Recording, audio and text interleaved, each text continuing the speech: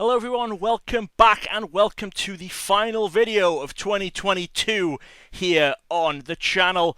Today, I thought I would run down some of my favorite Pokemon cards that have released in the year 2022.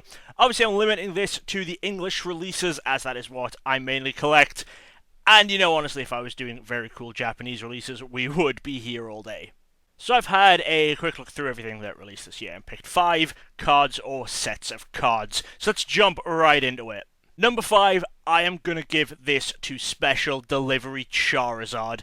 Now, this card was a weird one. This card was first revealed back in, I think, November of 2020 when the Sword and Shield Ultra Premium Collection with Zacian and Zamazenta came out. There was the booklet that showed all of the Black Star promos, and it showed Special Delivery Charizard, even though it hadn't been released yet. We all expected Special Delivery Charizard to be coming up pretty soon, but there were delays and delays and delays, and finally, this year, almost 2 years after it was first shown, we got an official release of Special Delivery Charizard. Coincided with the opening of the UK Pokemon Center online, so you could get your code, you could redeem it whenever you made an order from the Pokemon Center. It actually seemed like there were a lot more copies of the Charizard than either the Special Delivery Pikachu or the Special Delivery Bidoof, which was good because it meant that a lot more people were able to get a hold of them and fill in that gap in their binder that had just been there for years. Coming in at number 4, I'm putting set logo cards. Now, these are probably not ones that people would have right up the top tier, but I actually really like these. So these are cards which are from sets, but have promo versions which contain the set logo on them. Like, I'm sure you've seen the pre-release promos, they have the set logo and stuff on there, but they have new art, they have Black Star promo numbers and stuff too.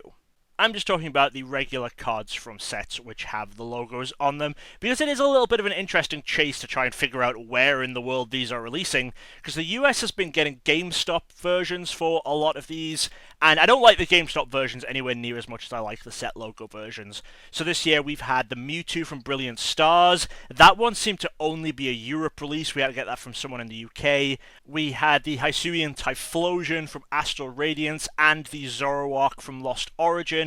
Those seem to be a bit more widespread. I think we were able to get both of those here in the US. And then finally, one that I don't actually have myself yet, we have the Dragonite from Silver Tempest. This one seems to have a few versions. This one has the GameStop one in the US. It has the set logo one other places in the world, and I've heard rumors that there is an EB Games version of this one.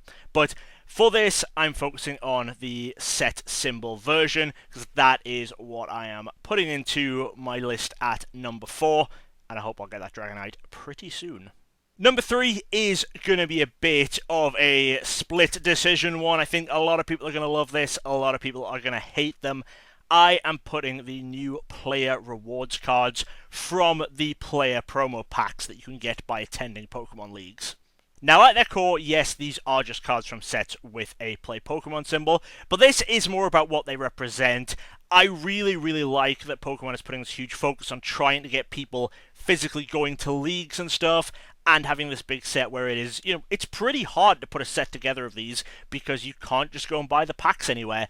It's actually a challenge, and it has been kind of fun watching everyone online trying to put together a set list of these. I'm hoping that at some point Pokemon do come out and say, okay, this is everything you can get in these. But I think it would be fun if they did it at the end of the season. Let Season 1 run out and then say, okay, here is your checklist for Season 1. You've had your few months of fun trying to figure out what's in there, but here is the definitive list. Then Set 2, we have 6 months of trying to put together a list, and then they say, okay, here's everything. But it has definitely been fun watching people do that either way. Add in that this is the first time that some cards are getting regular foil versions, and this is the first time that some cards are getting non-foil versions. It makes it really nice for people who are, doing deck building, people who are just trying to get their hands on these cards, and as I said, it is very great for kids going to League. They're going to show up at League. These should be given out basically for free. I think most league places are just giving them out for people who attend. Some may do it where they run tournaments and stuff and give more out to higher placing finishers, but there is a good chance that people who are new to the game can just show up to League, get one of these, and it can really help either grow their collection or give them more options for deck building. Overall, I just think this was a great idea for the game, and I'm really happy that TPCI has put this into place. And for all those reasons, for what they represent more than the cards themselves, that's why they're coming in at number 3 on my list. Number 2, we're going to go with alt arts. Alt arts have still been knocking it out of the park this year. Alt arts are some of the best things to happen to Pokemon collecting. They're absolutely gorgeous cards, and they're cards that players do not need to worry about at all. You know, there are always lower rarity or more common versions of these alt arts, so even if one becomes super playable, players don't have to go and chase that very, very high-end card. And they all just look amazing. Everyone has its completely own unique style. They all look so good. For my specific pick this year, I'm going to put the Mewtwo from Pokemon Go in as my favorite of the alt arts that released this year. I think it's just it's again stunning artwork. You know, Mewtwo floating above the city has some reminders of the Detective Pikachu movie, plus just what Mewtwo represents as a whole as a Pokemon. It's very, very cool. Obviously, we did also get Giratina, Rotom, Aerodactyl, Charizard. What else do we get? The Lugia. They're all so good. Unknown. I love the Unknown one as well. But hey, I couldn't throw them all in. We can't show them all off. So Mewtwo is my number 1 pick, but all alt arts so, so good. And for my number 1 slot, it's another card where it's a little bit more about what it actually represents. Although this card is pretty fantastic in its own right, we're going with Champions Festival, the Worlds 2022 promo, because Worlds is back. We had 2 years off. Worlds is back. We got to travel to London. Absolutely incredible event. The event, for people who didn't go, or for people who went to this one and hadn't been to previous Worlds, it's so hard to even describe the actual growth in quality of event compared to previous Worlds and this one. This one knocked everything out of the park. It was an unbelievable event. Now, obviously, this card is also gorgeous. We have Pokemon here riding the cable car that goes over the Thames, something I did myself a couple of times while I was in London, and every time remembered why I hate it and why I hate cable cars. Now, personally, I now have a player's set and a staff copy of this card, but they do have other versions. They have the top 32 up to the champion. And of course, other than the trophy cards that came out at the same World Championships, the Champions Festival is one of just the rarest English cards to come out this year.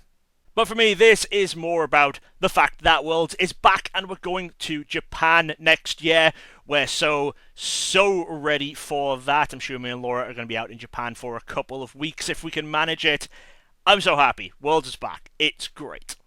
And there you have it, my picks for some of the top 5 cards I think released this year.